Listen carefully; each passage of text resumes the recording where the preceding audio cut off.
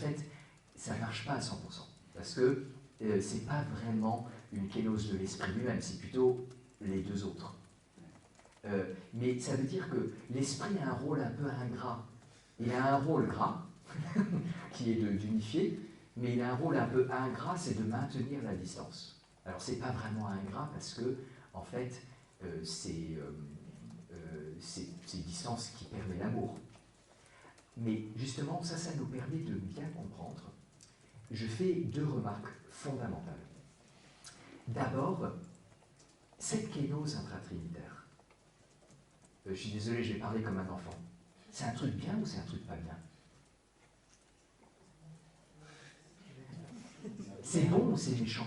Vous savez, je me rappelle que j'étais avec un petit neveu pour voir un des Star Wars où il y a celui qui devient, c'est Anakin, je crois, qui devient Darth Vader, et au moment où il se fait complètement décomposer par de la lave, là, il perd son bras, ses jambes, et mon neveu, qui était vraiment petit, donc c'est une scène assez horrible, il se tourne et il dit « C'est un méchant ou c'est un gentil ?» Et moi je lui dis « C'est un méchant ». Il dit « Oh, donc c'était pas trop grave, quoi. Donc moi, là, la question là, c'est méchant ou c'est gentil là, ce qui est en train de se passer? C'est génial. C'est génial. C'est-à-dire, c'est une magnifique communication d'être. C'est l'amour le plus beau qui soit, le don total de soi. Et d'ailleurs, Balthazar, quand il dit kénose, il met toujours des guillemets. C'est analogique. Ou bien, il utilise d'autres termes. Par exemple, il dit kénose originaire, ou kénosis, ou kénose intradivine. Toujours pour dire, c'est pas la même chose que dans l'économie. C'est proche, on le comprend par l'économie, mais c'est pas la même chose. C'est positif. Cette distance, donc la kénose de l'esprit, c'est pas non plus catastrophique, c'est même bien. C'est pour ça qu'on a du mal, parce que nous on cherchait un truc, entre guillemets, pas bien. Mais pourquoi est-ce que tout ça, ça sert? Et pourquoi est-ce que Balthazar, ou en fait Bulgakov d'abord, et ensuite Balthazar veulent utiliser le mot kénose? Parce que ça va permettre toutes les autres kénoses.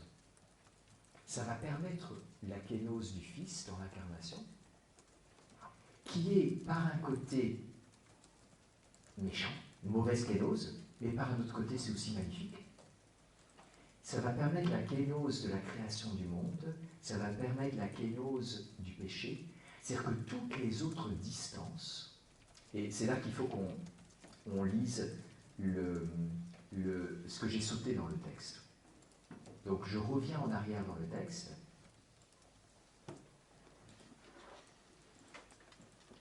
Ligne 5-6 à peu près.